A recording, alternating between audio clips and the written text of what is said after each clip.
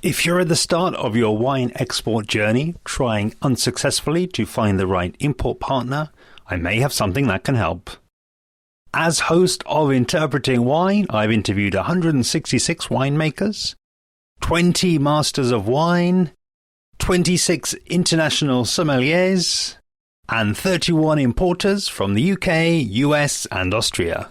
So I know a thing or two about what it takes to engage the wine trade, who make up 70% of my audience.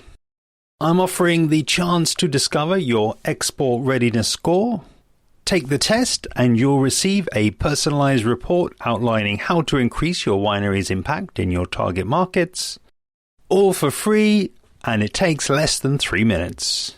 Just visit interpretingwine.com/export-ready and take the wine export scorecard today. That's interpretingwine.com/export-ready.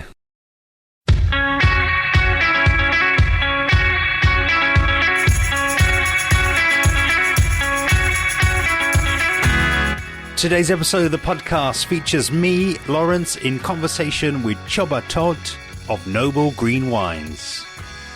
This features the audio from an Instagram Live that Csaba and I did together on the 22nd of October and shows how anyone doing an Instagram Live can turn their appearance into a free piece of audio content. For this particular Instagram Live, each one of us chose a different drink, both settling on USA Pinot Noirs. I went with the Big Table Farm 2017 Sunnyside Vineyard Pinot Noir, and Csaba went with the Forge Cellars Finger Lakes Classic Pinot Noir, also 2017. Before we opened out the discussion with an updated origin story, we spoke about Gary Vaynerchuk as an inspiration, the current state of podcasting, my visit earlier this year to the Willamette Valley, where I met Claire Carver of Big Table Farm, adaptation to my recording process during COVID-19, and the recent Interpreting Wine Hospitality Summit 2020. Enjoy. The winery is called Big Table Farm, and they are based, their physical location is in the Yamhill Carlton AVA of Oregon.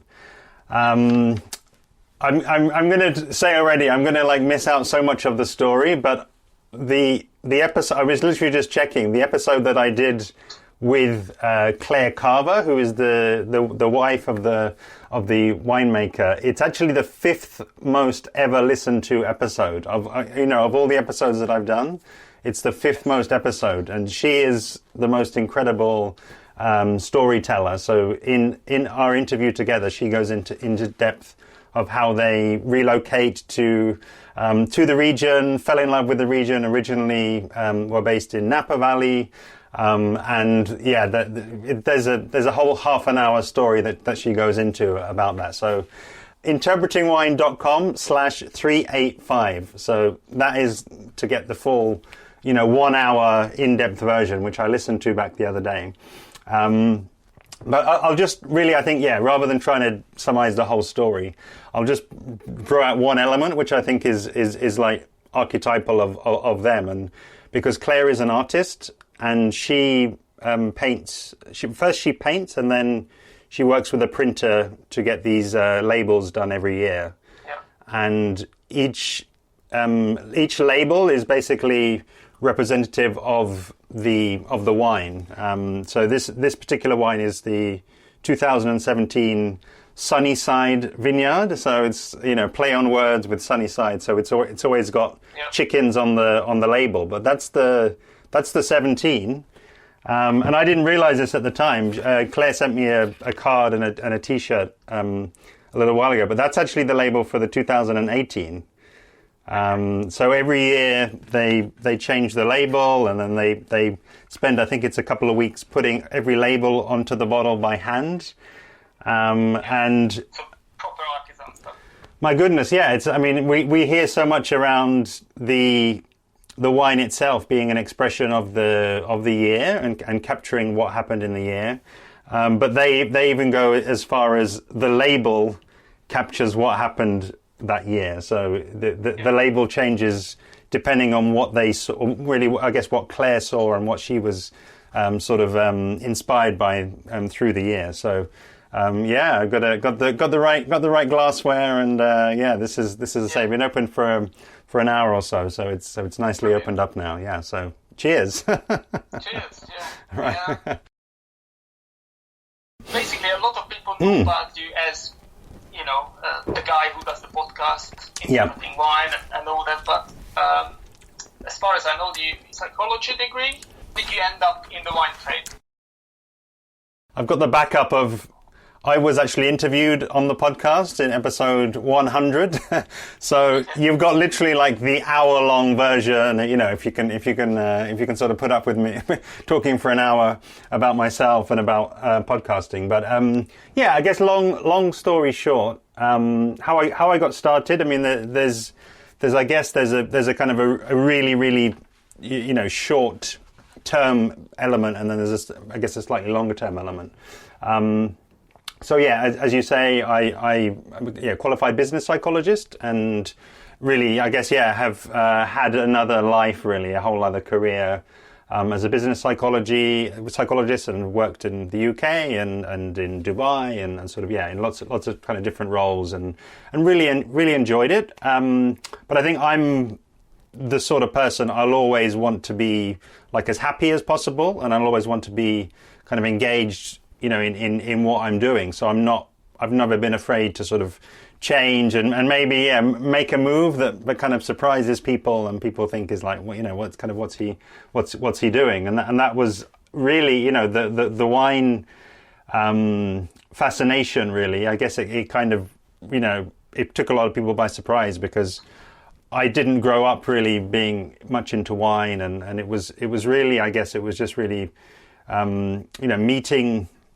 meeting people, meeting producers, really. I think that was the first thing, and I had my first, you know, major exposure to them when I was living over in Madrid. So I you know, also speak Spanish. I think Garrett's on the call. He's one of my co-conspirators in the Madrid tasting group, which I started when I was living over there, and that was, you know, 2017, and very much, you know, still, you know, didn't really know much at all about wine, and, you know, and realized it was this sort of daunting subject to try and learn about it. So as I say, I'm not afraid to sort of dive in there at the deep end. And I was in Madrid on a 6-month contract, and kind of went there to learn Spanish, or really kind of improve my Spanish, because I'd been learning for a few years. And then, you know, I wanted to stay on, because Madrid is a fantastic place if you've never been before. And I got an opportunity to go for a job as hey Gareth, as a social media guy for a tapas tour company. So that would let me work in English in Spain, in Madrid, you know, which it was kind of the best of both worlds. And I thought, okay, what's going to be my secret weapon? I always like to think, okay, what's the thing that I can bring that no one else can bring to the table, no one else is going to have, and let me just sort of, you know, slay the competition. So I thought the thing to do would be to have a podcast, and as I say, I'd you know, kicked around wine for a little while, and had met a few producers, and, you know, loved the scene over in Spain, but I just thought, okay, let me just go and do it. So that was the short-term push, really, to get it. I was like, I'm going to go to this interview, and I'm going to have a podcast, and they're going to like hire me for sure. There we go. So you're very young in the industry in that sense, in terms of being in the industry. Totally. Yeah, I mean, I guess you'd say that my time in the industry started when I pressed upload on that first podcast. And it only just passed 3 years, actually. I'm just three years old in the industry. So it was the 24th of September 2017 when I did that first episode, and I went to try and get the job. Told them about the podcast, and of course they didn't hire me. Yes. But maybe luckily they didn't hire me. So let's see. So if I'm not giving away too much of a secret, you actually applied for a job at Noble Greens, if if I believe. Apparently you were way too overqualified for the position, so someone else got the position. I don't know who was it, but I don't know if that person is still with us or not. But anyway, we just lost out on you with so near yet so far, hey? But yeah, no, it's this is it, because it's, you just, I think, it's an industry that a lot of people like wine, and a lot of people like the idea of working in it. I think, maybe the slightly longer term motivation, and the reason why I've kind of gone for it as well, is that I'm a person, I very much like to go my own way. I'd rather kind of try to make my own field, if you like, or make my own sort of area, my own sort of game that I can play, rather than competing with everybody else to sort of try and play in the same competitive waters. I'll go and fish over in another side. It might be a bit longer to get there and a bit more secluded, the fishing spot, but I maybe there's no one else fishing there, so I get number one. Just before a couple of weeks ago when we spoke on the phone, and I said to you, basically, you were when I was like choosing the people who I like to talk to live Instagram, I thought you are a perfect person in a sense that at the moment social media and wine is pretty much about Instagram, and a lot, TikTok is going to be in number 2 at some point. I didn't start dancing just yet, so I'm not going to get into that sort of stage. But you were, you were pretty much on the forefront of, at least in Britain, doing podcasts and these sort of things. So you went on the audio route rather than the sort of the visual version.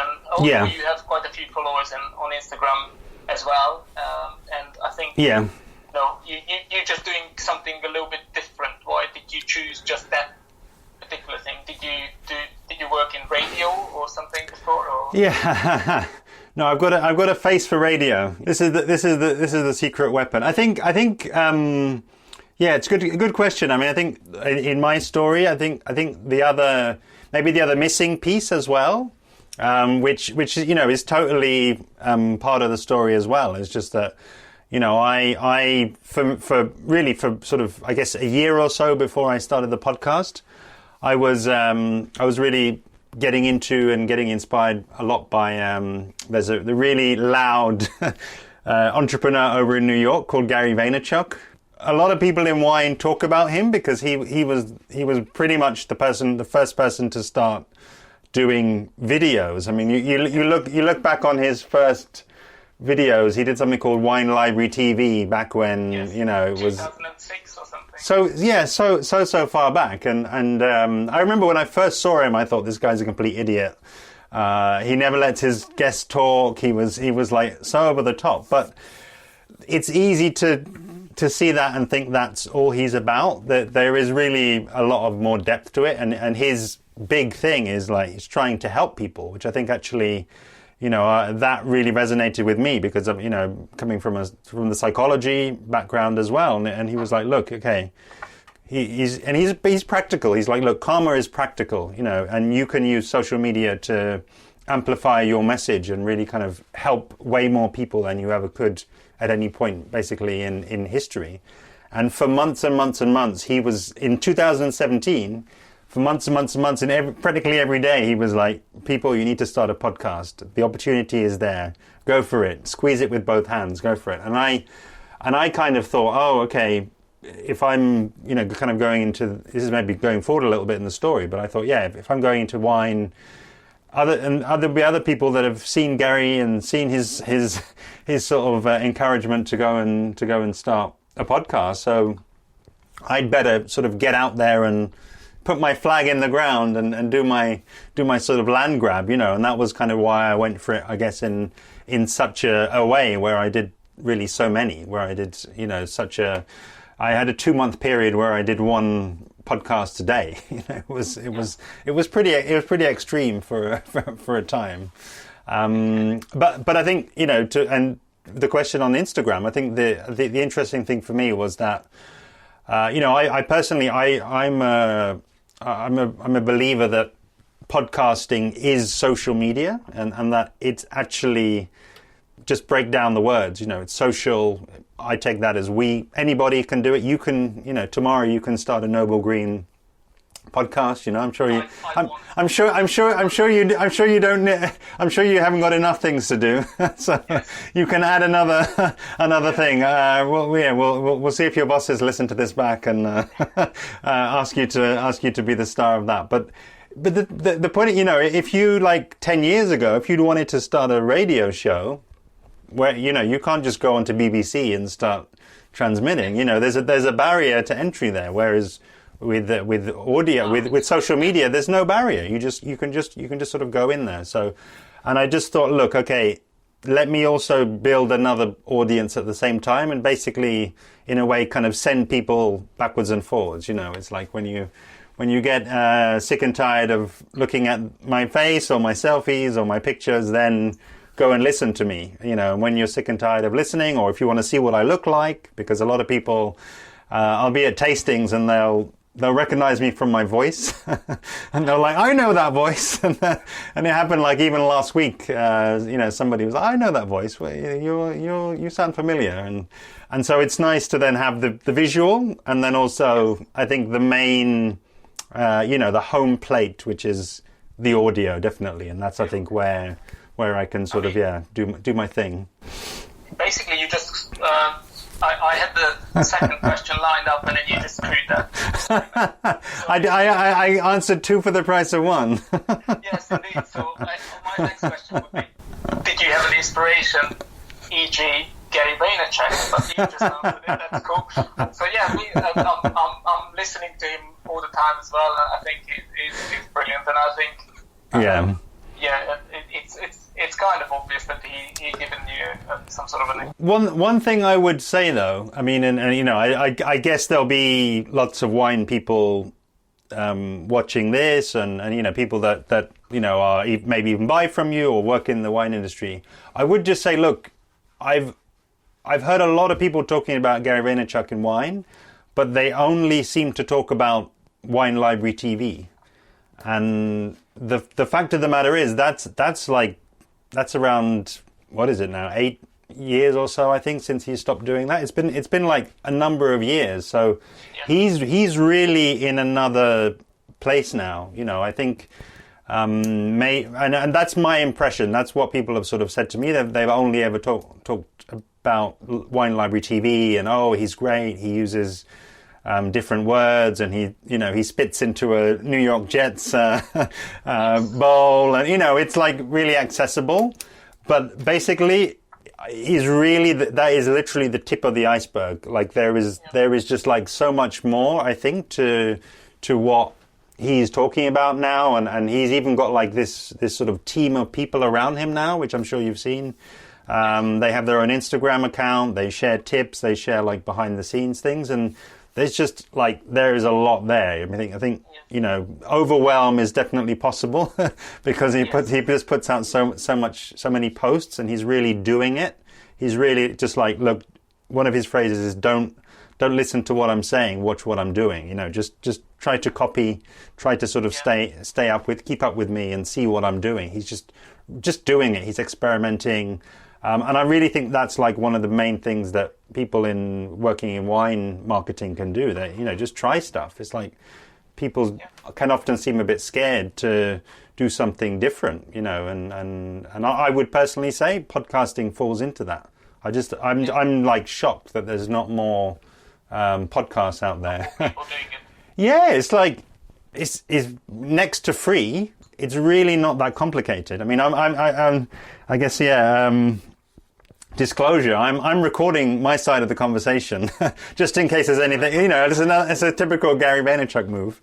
Like I'm recording my side of the conversation in case I, want to use this for anything. If there's any good stuff here, and it's like, there's always an opportunity to create content, I think, and get your message out there. And audio is like, it's basically, it's free. I put together a kit guide, and it's still online. And I've seen quite a few people have gone and downloaded it, but it's at interpretingwine.com/kit, and it basically sets out all of the things that I've used to do like the first 400. I've had to upgrade a little bit in COVID times. Basically, you just keep blowing my questions. I was going to ask you about that.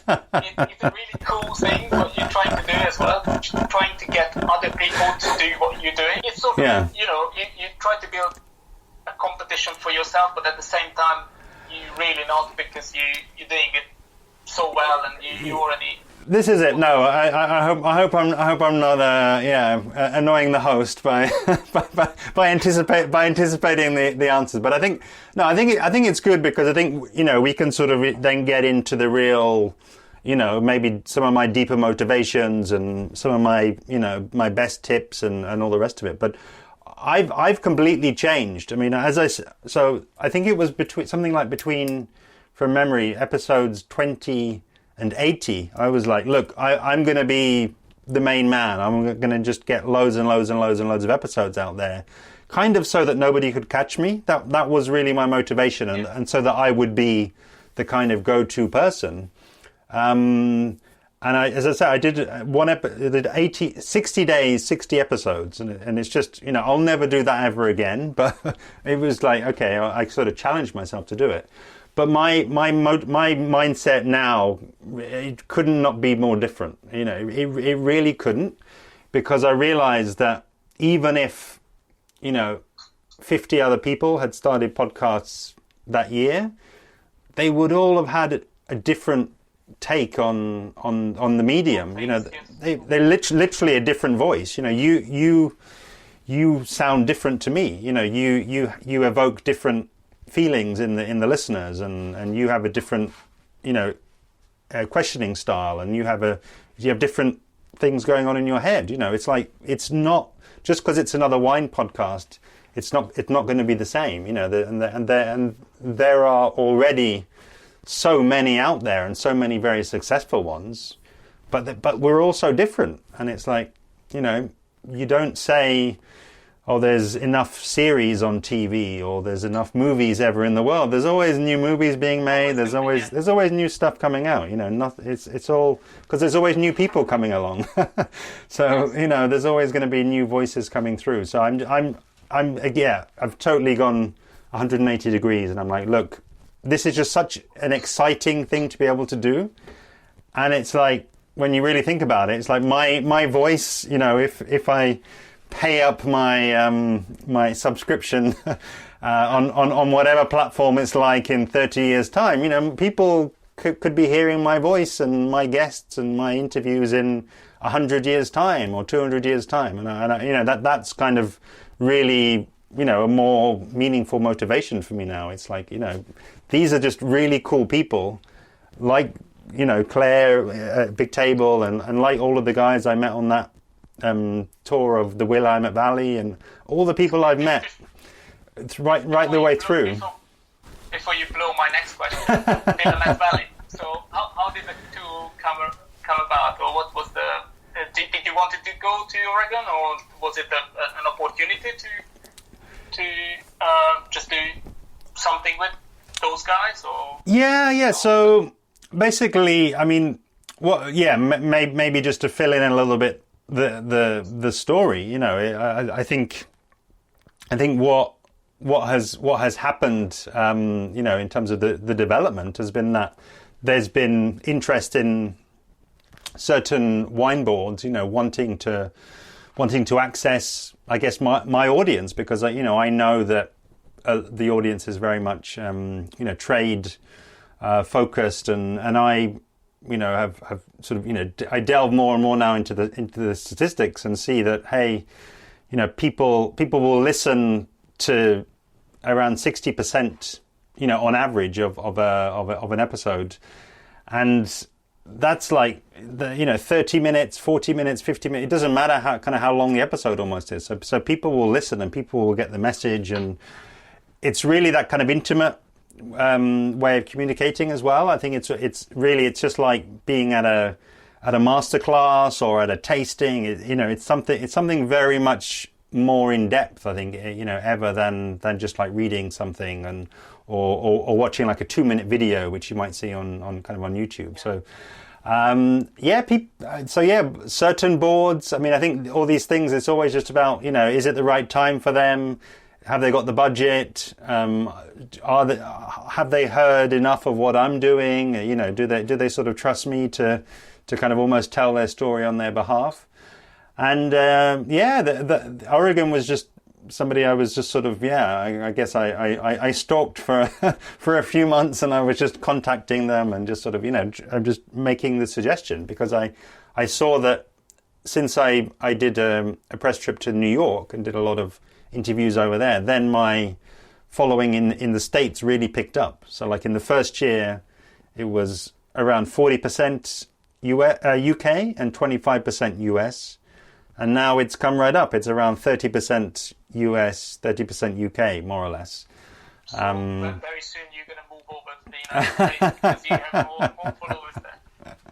Well, this is the thing. I mean, I don't know. I think at the end of the day, you like to hear the accent of where you're from, don't you? I think we're That's not the case with me in this exhibition. I'm just so lucky that it happened when it did, because it happened over in January of this year, and then just being able to spend a week over there, I had the invitation of the Willamette Valley Winery Association. They're putting me in touch with all of their winemakers, and I'm not always the best planner, but it just felt like it. The schedule evolved, and who kind of needed to be interviewed and who needed to be met and tasted with. They kind of came about, and it ended up being 20 interviews in a week. Which was like blew my mind, because everybody down there is so eloquent, and they were like hour-long interviews each one. So. I didn't sleep much when I came back, but I think it's just because I was just overwhelmed with all of the stories that they were telling me.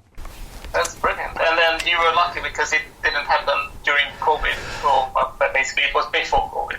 Exactly. Yeah, exactly. I was there. I think 13th of January. It was so really early in the year, and then I was only there for a week, so I was back. Everything was back before there was even a hint that anything could sort of slow down, and but it was a shock. Yeah. You sort of kept on going during COVID, I assume. How did it change things? Obviously, you can't actually go and see people much as you would before COVID. So, does it make any technical difficulties, or is it doable? So I release series of interviews. I think I'm one of the few people that does that. I'll get on a topic, and then I'll do like, with Oregon, 20 in a row. It's like we'll really go around this topic. We'll really go in depth, and that's me innovating over time and changing and evolving over time. And I don't think there's anybody else that does that. And I think that's the way to go, because it's like, look. Give people an hour. Why not give them 20 hours? They'll take what they need, and kind of go from there. But interestingly, the last interview from Willamette Valley was number 399 on the podcast, and up until that point, up until 399, I'd done every single interview face to face. Every single one. It was with this same little mic. Everything face to face, and then that episode brought me up to March. It brought me up to COVID. So it's like, okay, how do I start doing this now remotely? Because I don't want to stop.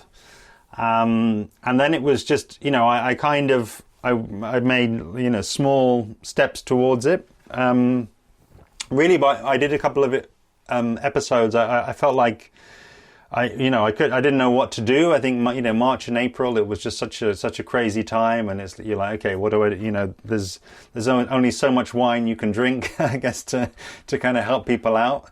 And I was like, I've got a platform here, and I want to kind of get get some people on from the industry. So I knew a couple of people that I wanted to have on, and so you'll see for episode 400 is Nick at Nick Darlington at Graft Wine, and I'd interviewed him before. I knew he'd be very eloquent. I knew he'd be a great guest, and I felt, okay, I need to go with somebody I can trust if I'm doing this sort of remote thing. It's like I have a lot less control, because at the time I got him to record the local part of the conversation and then share it back with me. And then I edited them together, so it kind of sounded like we were together. But that was the biggest innovation. And then 401, I got Dawn Davies on, who's like got sort of a bit of an, Dawn Davies MW, the Whiskey Exchange. She's got like a bit of an open door into the podcast. She's been on that now 4 times, and she's just brilliant. She's just, she's always seems to be doing something innovative or something to help the industry. And at that time, she was helping to organise an auction for the Drinks Trust. So people were donating bottles, and they were raising money for their sort of hardship fund, I believe it was. So having her on, but then you just sort of, then I guess you get used to recording remotely, but you adapt. You get new kit, and probably I bought more kit in the last 4 months than I had in the previous 4 years. So it's been an expensive time. You changed the way how you record and everything, and I assume that basically opens up new doors for you, so you can actually do more stuff. Yeah. With people overseas. This is it. Things like that. This is it. Yeah, totally. I mean, I'd been a bit of a sort of a purist, I guess you'd say. The kind of let's try and bottle the conversation. Literally bottle it there by hand, if you like. Not wanting to use any technology, but then going a bit remote. If anybody's looking to, so I've evolved quite a bit. I now use a tool called Squadcast. It's called SQUADCAST, I guess. Squadcast, and that is what you would use to basically get the best quality audio possible when you're recording remotely. So Instagram Live, I mean, look, you can take the audio from there. That's fine. Zoom, the same. It will record the audio, but the quality will always be kind of significantly lower. The best of all is if I've got a microphone and say, we were doing an interview, you had a microphone there. We use something, as I say, Squadcast would be my sort of tool of choice, and the quality is just that much better, and it almost does sound like you are together, sitting there in the same room. And in the sense of, okay, so that is from your end. Obviously, you working remotely, it's probably opens up a lot more doors for you. But in terms of listening, did COVID change anything? Because I think me personally, I'm not really a podcast person, because I never had a long commute to work, so I live close to work. But I know a lot of people some of my colleagues who work with us and live probably an hour and a half away. They do a lot of podcasts. They listen to a lot of podcasts. Yeah. Did COVID change anything in that sense? Or did your audience drop a little bit, or did they change a little bit? Or yeah, good question. I think immediately afterwards, I think there was a lot of concern in the podcast community for that exact reason. They were like, look, people are stopped commuting. We're kind of screwed, because the majority of time when people listen is going to be going to work, and when traveling is like a huge time. People go on a plane and they listen, and I think from memory, I think there was something of a little bit of a drop off, but at the same time, it probably was also just to do with the fact that I reduced the output a little bit as well. Yeah. So I've always said, look, I don't want to be having to do so many. I don't want to be forced to kind of do so many as I did at the start to kind of get going. And so we sort of settled into a routine. But, thankfully the listeners kind of didn't go away, even if the numbers sort of dropped off a little bit immediately after because the output wasn't there. It stayed pretty stable, and listeners' numbers are growing. It's like I've already passed the listener numbers I had for last year. I think I passed them in August, so it's everything for me. Anything else from here is like a bonus. It's like I'm happy, and I'm more than happy with the growth of what's happened, and the quality. I think the quality is still there. I don't think the quality has gone down since COVID struck. And that's always my main thing is quality. Not letting that drop. A few episodes. Obviously, I listened to actually the one with Nick Darlington as well. Okay. And obviously he did a.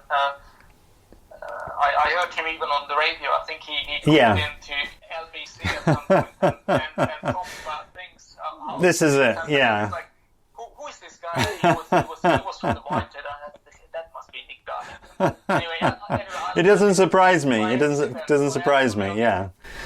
And he did quite a bit, obviously, because a big part of his business is restaurants and the on-trade. And you did something sort of similar in terms of try to raise awareness about the whole situation or something like that. So what was that about? That summit, what you just did, that's a new way of podcasting. Yeah. Thanks for bringing it up. I'm pretty sure it's a first of its kind. I put that on the website, so it is a first of its kind audio event. It has to be. So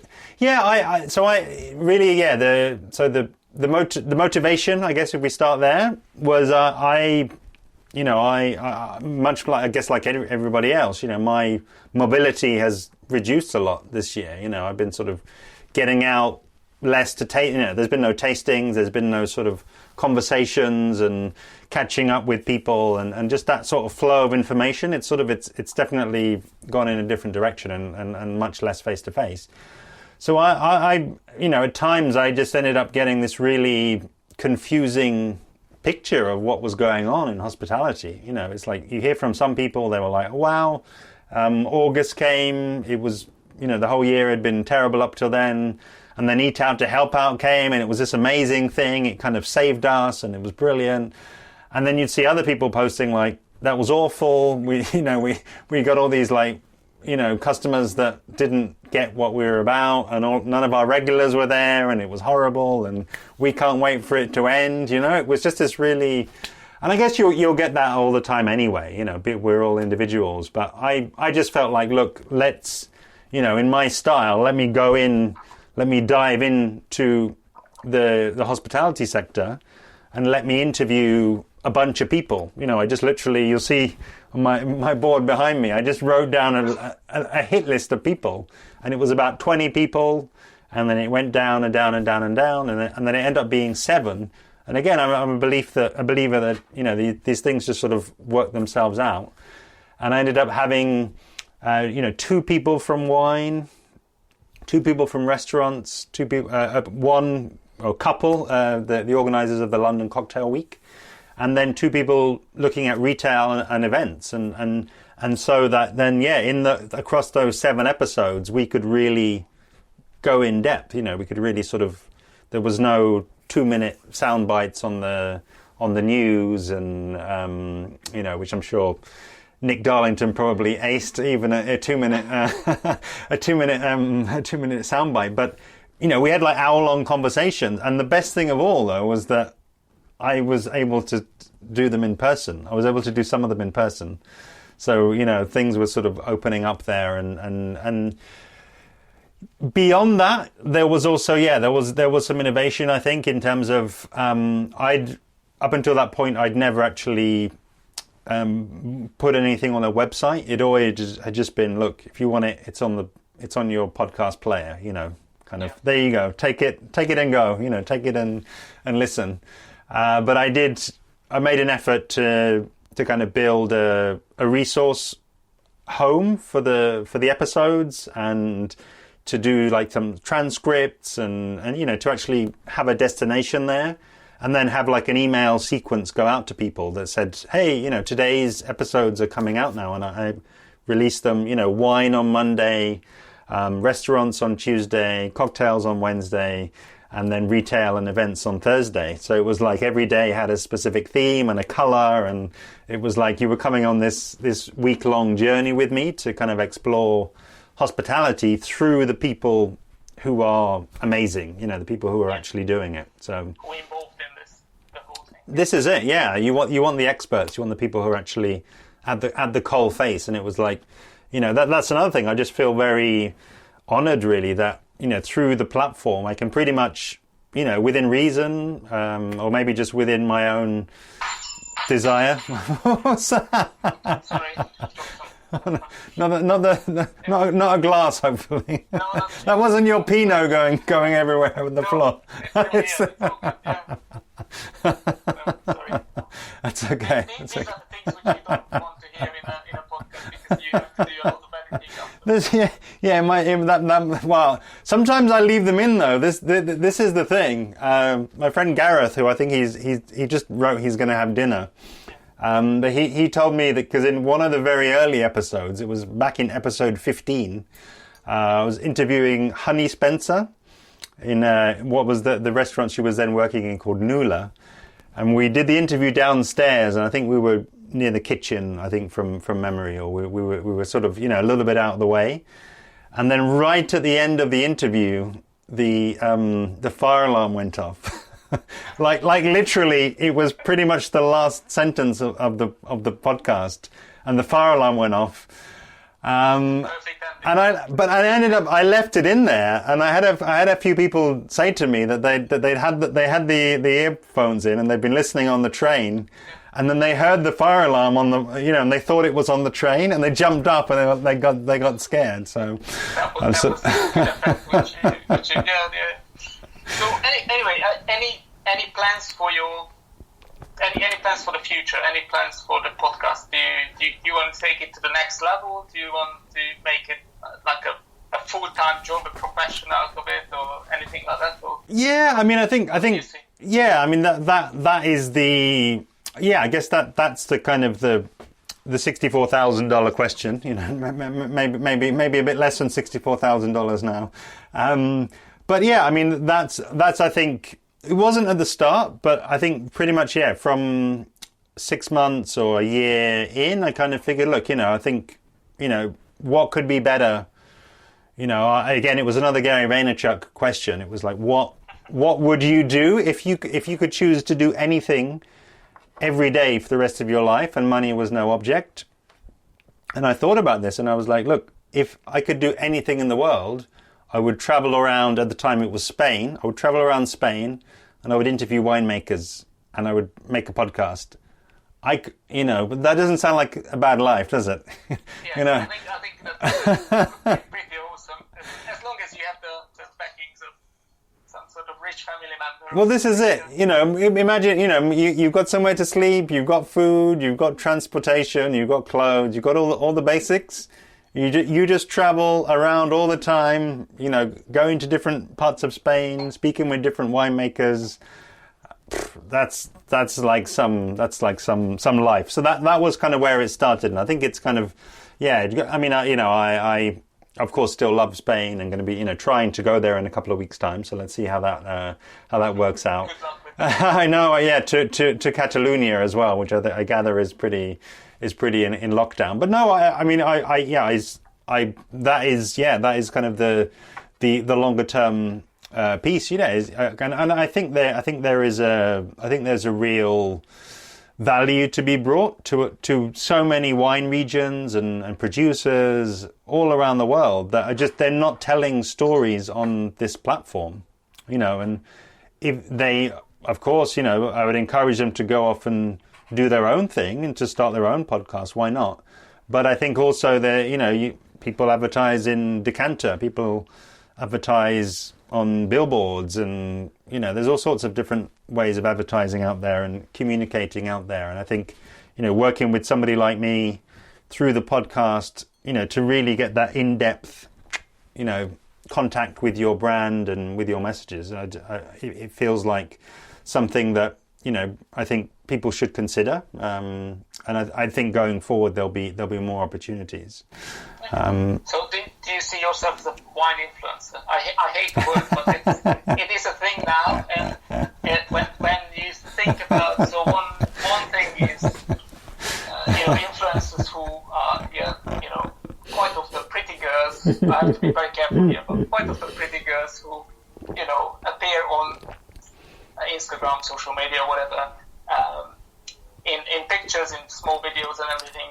And there's you who going to do not so pretty. No, I'm gonna say less hair as well. But what I was going to say is like you're doing a completely different format, and it's obviously for a fairly different audience as well. But at the same time, you are influencing people. So, do you see yourself as a wine influencer, or do you not? Yeah, I think for me, this is going to be definitely going to be a deeper answer than you might expect. I think the wine is kicking in.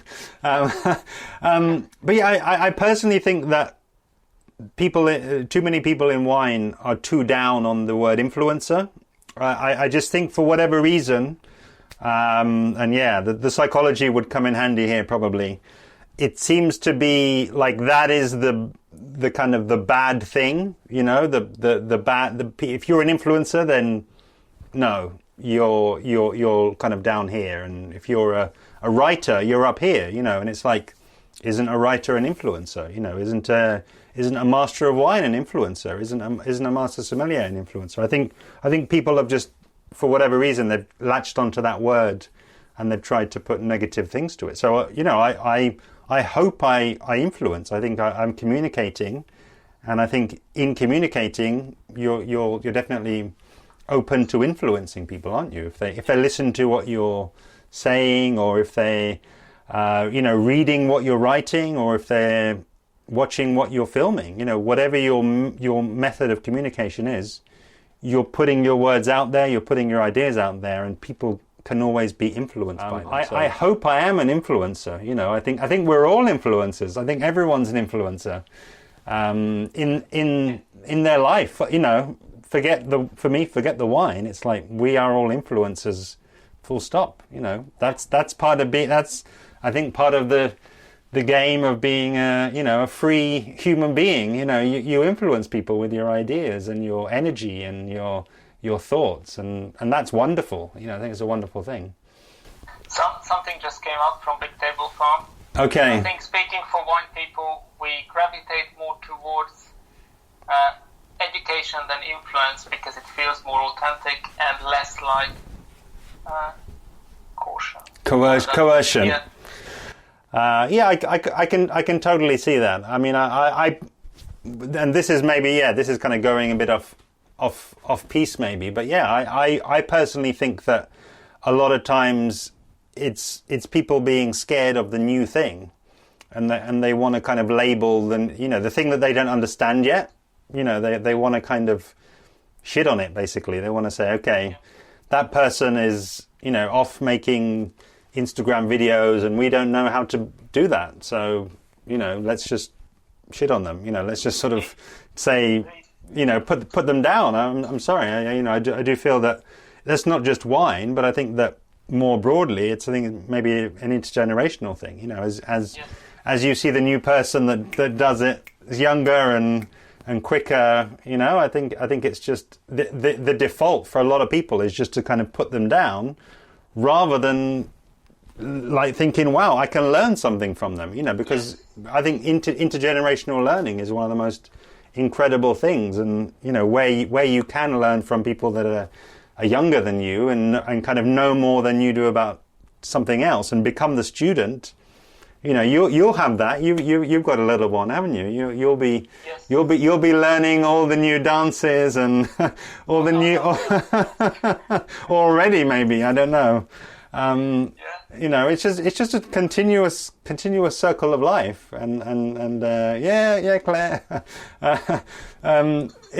it's just natural. It's just natural, I think. You know, we're always learning.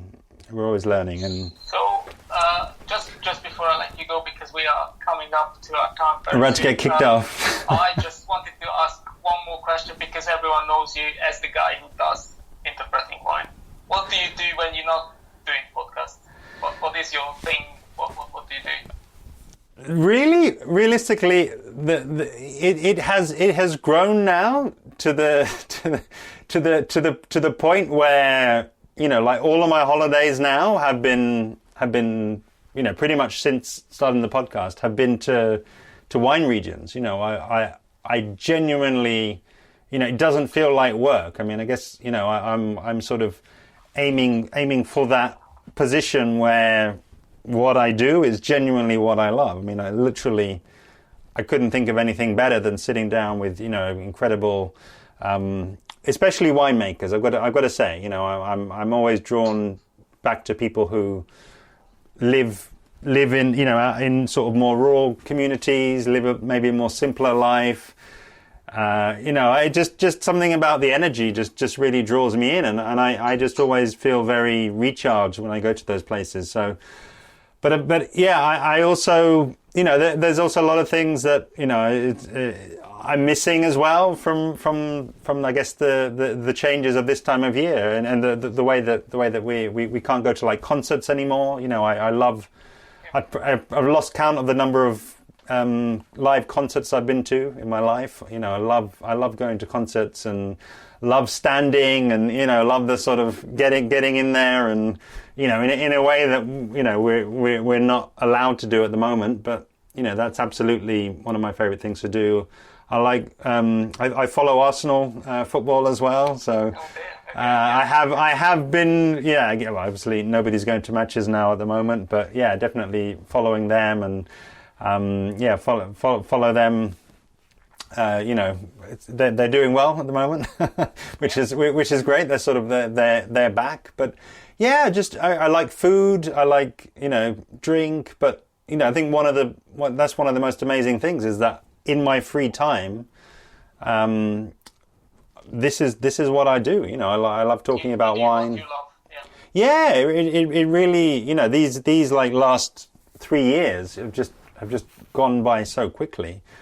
But I'm sort of, yeah, I'm always, you know, this is a fairly new thing since the start of lockdown, but I kind of have to have it because I always have new ideas, and the thing that I'm like so passionate about is just, you know, getting these stories out there, reaching more people, and helping more people, and you know, I really feel like I've carved out a niche there. I've carved out an area and a channel in which I'm able to help lots of people, tell lots of stories, and it's like, yeah, I'm kind of addicted, if you like. I really am. Brilliant. Yeah, I mean, and we're looking forward to hear more of these stories, and then I just wanted to say thank you for taking the time to have a chat with me. And no worries. No, it's an absolute pleasure. It's an absolute pleasure. Good. Yeah. I was just going to say, good on you for doing what you're doing. I know. This is the other thing. It's like exactly the same as with podcasts. It's like there's lots of other people that do, you know, amazing lives. You know, Brad has been, you know, Wine Time London. He's been incredible during lockdown. You know, just like really, you know, putting in the hours, getting the work out there. But you know, it's open to everybody. It's not, you know, if that's your thing, if you want to do lives, then go for it. And as you say, you can reach people. And I would almost just add on one more thing. My impression, rightly or wrongly, my impression is that people are more, you can get to basically bigger people, I think, if you go through a podcast, than video. I mean, it just feels like where people get conscious of being on video or being photographed, you don't get that with podcasts. It's just the audio, so people tend to relax, and I think it's why I and many people get more out of people when it's just the audio. You know, they're not thinking about their hair or their, you know, their makeup or anything. They're just thinking about talking, and that helps, multitasking is difficult. I don't know if we only have like a couple of minutes left. Okay. I don't know if you had a chance to interview Derek Mossman from Garage Wine Company yet. No. Chilean winemaker. Anyway, No. he's brilliant. Ski instructor turned Chilean winemaker, Canadian guy. Anyway, he's going to be on next on election day with me on 3rd of November. Okay. As he put it, the time when America ceased to exist. So anyway, very much looking forward to it. And I wanted to say big thanks for you for joining me. And anytime. The good work. Yeah, anytime. No, it's been really good fun, and I hope people have enjoyed and can look back. But yeah, I just think if you're wanting to get on and have a little look of what it takes to do a podcast, interpretingwine.com/kit. Please have a look. Any questions? hello@interpretingwine.com. Interpreting Wine on Instagram and Facebook. At Wine Podcast on Twitter. Definitely. Okay. All right. Awesome. Thank you very much. Amazing. Okay. Have a nice evening. Yeah, you too. Okay. Lovely to see you, mate. Lovely to see you. All right. Take care. Thanks again. All right. Bye.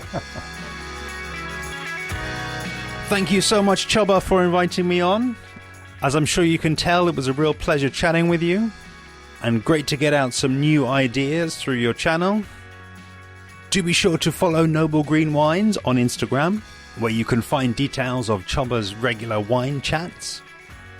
All of the resources that I mentioned in the interview are listed below in the description, and I'd highly recommend, if you want to hear from Claire herself, just head to interpretingwine.com/385 for her interview. And if you're not already, I would love to have you following along with me on social media, where I'm at Interpreting Wine on Instagram and Facebook, at Wine Podcast on Twitter, and email hello@interpretingwine.com. See you next time.